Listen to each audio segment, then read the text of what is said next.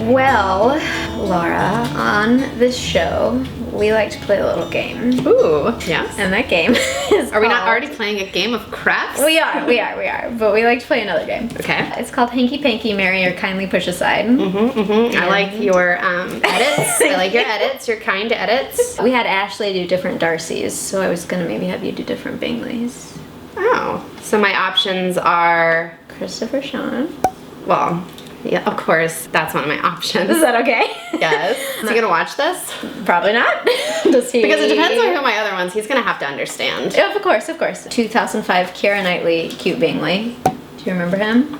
It was, is he a redhead in that? Yeah, he's so cute. He's really cute. He's so adorable and smiley. Funny though, what's his name? Tom from Sleepy Hollow was the Bing character in it was a modern adaptation. Of Pride and Prejudice? Yeah. Oh. Being Austin? Is that? No. Oh, from the Sleepy Hollow show? Yeah, he was Being Lee in... Being Lee is how I say it. Being Lee. He was Being Lee in his adaptation, and we actually worked together, and that was the first thing I told him. I'm like, you can include him if you want. You see what I'm doing. Like, can we please include Tom? I would choose him as Ichabod Crane as Being Lee. Okay, yeah, okay. To marry. Okay. To Hanky Panky. Whoa. Probably. I don't know. That feels awkward to say. It's okay. I feel like I'm in a hole here. Well, who else were you gonna put? The Colin Firth version one. And who played him in that one? Some other guy. Which I've only cared about the Darcys in those versions. That's totally fair. Sorry. So there's that Bingley. He's cute. I'll look up 2005 Bingley. Am I wrong in saying he's kind of like Eddie Redmayne-y? He's very Eddie Redmayne-y, but I would dare say better than Eddie Redmayne. Oh, yeah. He's pretty. Cute. He's a pretty man. He is, and he's so happy in it, and he's just so cute. Yeah, so he's a sweetie. Together. Let's marry him. He's my favorite Bingley. I'm gonna marry him. Okay. I can't say that because then Christopher Sean kindly gets pushed aside. I'm sorry, Chris. It's just we've had our romance in the show, and like we've been there and we've done that. Like, let's give interesting answers, you know? Sure, yeah. I think Ashley might have pushed Daniel aside, but I can't remember. It's been a while. I'll have to go back and... I can't. Oh my God, he's gonna get tagged. No. As kindly pushed aside. You guys don't say anything. Don't say. Okay, so you're marrying this one. Well, yeah, I have to. Cutie McCuterson. I feel like audience... Yeah, they'll be okay with that. Craftversations audience has to... They understand. Side with me on this. Yeah, I think so. And then we're left with... Oh, the other guy. But you're hanky-pankying. Well, I can't hanky-panky the other guy. So who are you gonna hanky-panky? Oh my God. Neither. Sorry. I'll hanky-panky. We'll go back to my answer about whatever version Tom was on. Okay. I'll hanky-panky with that Bingley. What version is that? It's like Let's look it up. Do you remember what it's called? Now I'm just disappointing everyone that I don't know the name. Tom Meissen? Yeah. He's pretty handsome. Right? Come on. Let's show the photograph. That's who I'm hanky-pankying with. Yeah. I can. Right? That's a hot Bingley. I can support that. Thank you. Oh, because he was on Bones? That's when you were No, he was on Sleepy Hollow. Oh, you were on Sleepy Hollow. I forgot. Gosh. Sorry. How could You've been on so many shows. My appearance on Sleepy Hollow, Mary Kate. Totally forgot about that. Known worldwide. That's so cool. Lost in Austin. That's what he was in? I'm so sorry that I never saw that, but I wanted to. I didn't either, clearly, because I would have known the name. But I knew that he was... But you knew. Bingley for some reason. Oh, I should see that. This looks like good people, great, right? I know. Oh, and he's really talented. He's English then, I guess. Yeah. Hanky-panky with a Brit. Well, I guess they're all, aren't they? Not Christopher Sean. But that's why he gets kindly pushed aside, because sorry you don't have an accent. That's my justification. Sorry. That's my justification. I can get behind that. That's fine. I'm sorry I put you in the hot seat. I forgot you did that game on this. I should have been more prepared. Sorry. All right, well, would you like to answer some questions from our lovely viewers? Yeah. Send in a lot of questions for you. Okay. What is the biggest difference between like indie sets and industry sets? The biggest difference between indie sets and... Like big Hollywood sets, like TV and okay. done. Crafty? Yeah. Yeah, I'm sure. the biggest difference. Snacks. And having your own trailer. For those of you at home. Yeah. Or room. Yeah. Those are those are my answers. Yeah. That's great. The food. Yeah. And the privacy. Yeah. You know, like usually on independent stuff, which I love doing, like you're all together all day, and like if you were to have something difficult to shoot, like you got to find that like little corridor somewhere instead of like, you know, like I heard Jennifer Lawrence had an entire tent of decked out in Kardashian stuff while she shot Mother. I'm like, man, that's nice. Decked out in Kardashian stuff. Yeah, because I think she loves like reality TV. Oh, I didn't know that. And That's the Kardashians really specifically. So she had like Sure. a Kardashian tent. That's very nice. That was really funny. That's great. This situation is what I've got myself into by being aggressive with the pulling off of. Ooh, okay. Oh, there you go. So I was Perfect. kind of seeing that she just put it back on. Yeah, I just poked it back So in what there. I do?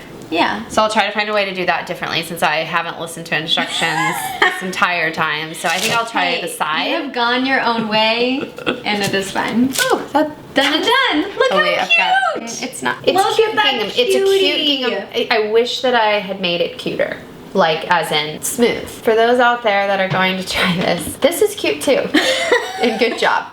It is cute. Whether you make, please, whether you make perfection or let's call it unique, you know, nothing's better than the other. No, nothing is better, and they're all shades of beautiful.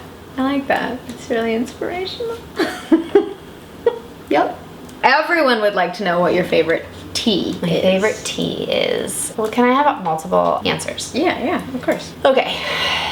Admittedly, I was not a big hot drinks person for a while. No hot drinks. Like, I don't drink coffee. It's not for any reason other than it makes me sick. I wasn't a big hot cocoa person. That I loved the marshmallows and the hot cocoa, but then I wouldn't drink the hot cocoa. With tea, I didn't realize how much I loved tea until I think kind of circa the Lizzie Bennet Diaries, because I went to Canada to film Emily's movie and they put milk in their tea. And like, that changed your is tea game. real good. And I felt really fancy, and I felt, oh my gosh, this is when I was in England with them showing the movie, and so we were in London and drinking tea with milk in it, and I was like, this is a beautiful, it's just felt like a ceremony of some kind, Sure, you know? yeah. I felt, so when I got back to the States, I kept making English breakfast tea and putting milk in it like I was some kind of Brit.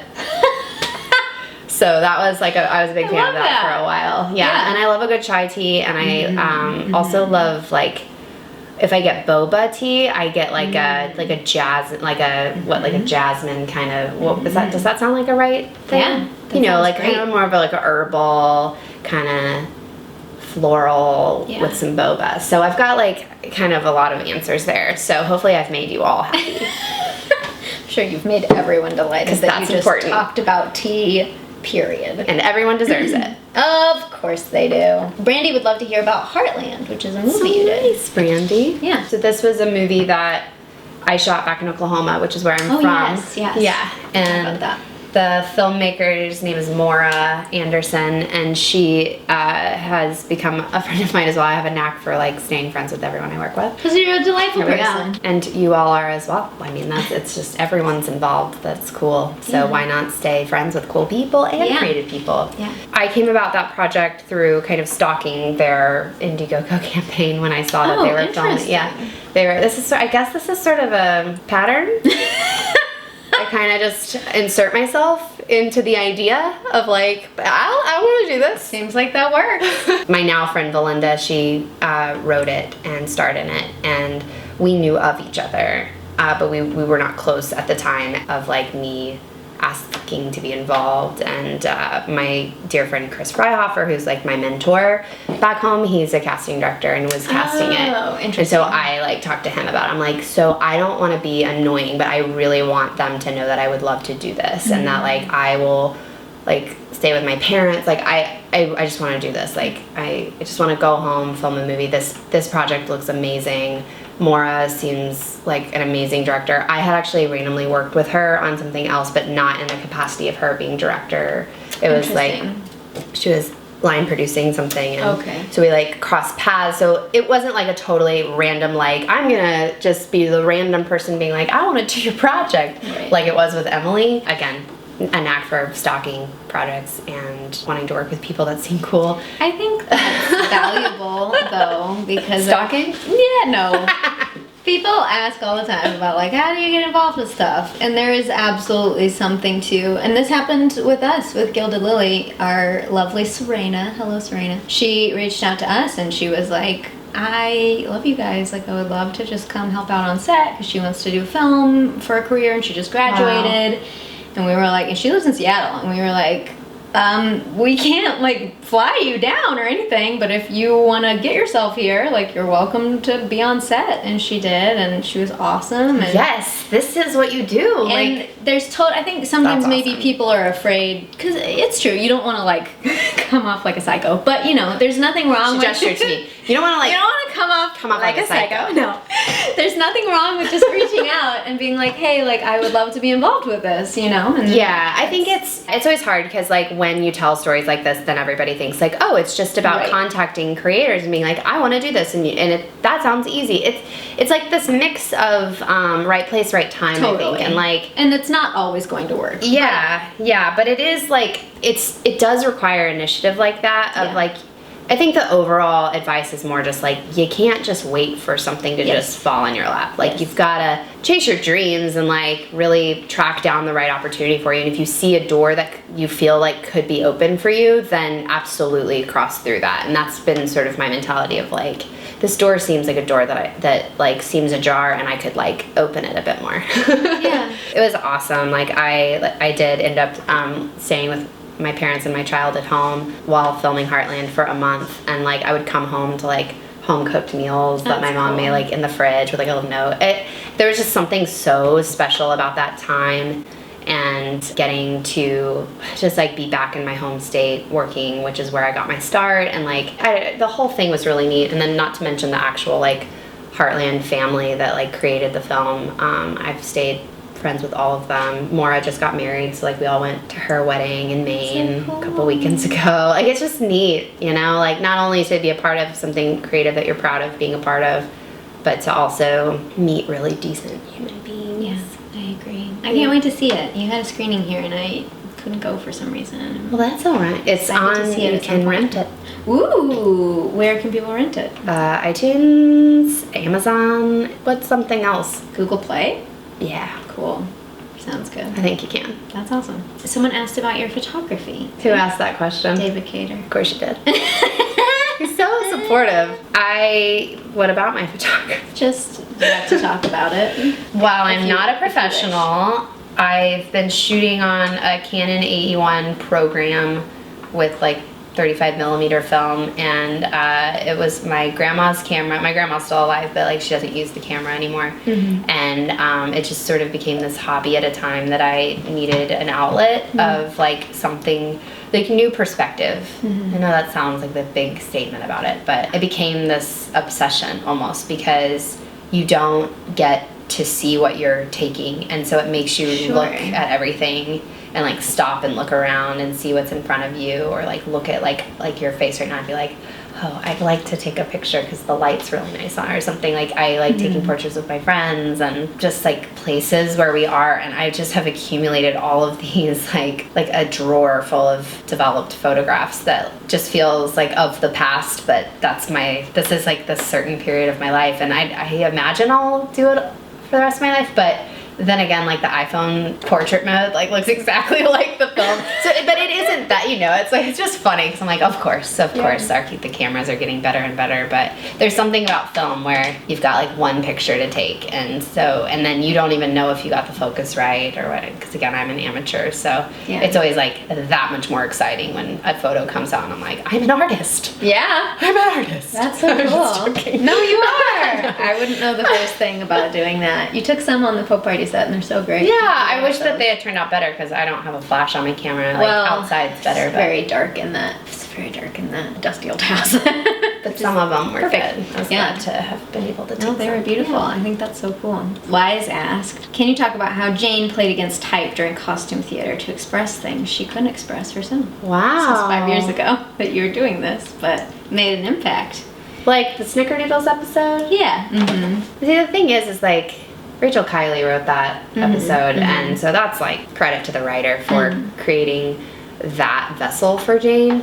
I think something that was always nice about playing a character who was camera shy on a show where we're aware of the camera was like, I always had to sort of back off rather than engage, and like, so those were opportunities where I got to fully kind of come out of my shell, and also like when I got to be funny as Jane, like I really always so appreciated those. Thank you. Like I appreciated the costume theater moments that she got, because I felt like that was like my little moment of getting to like engage more. So interesting. I've never really thought about it that way, but like you were playing a character who was very camera shy, and I was playing a character who wanted to be in front of the camera as much as possible. Yeah. And the ways that we like, therefore like starting off with that like grew to have them express their emotions via either of those things was really interesting. Yeah. I don't know, I never really thought about that before. Yeah, I mean I hadn't really given much thought to Lydia loved being in front of the camera, but she would lie to it a lot of the times. You know what I mean? Yeah. As opposed to like finding ways to be truthful,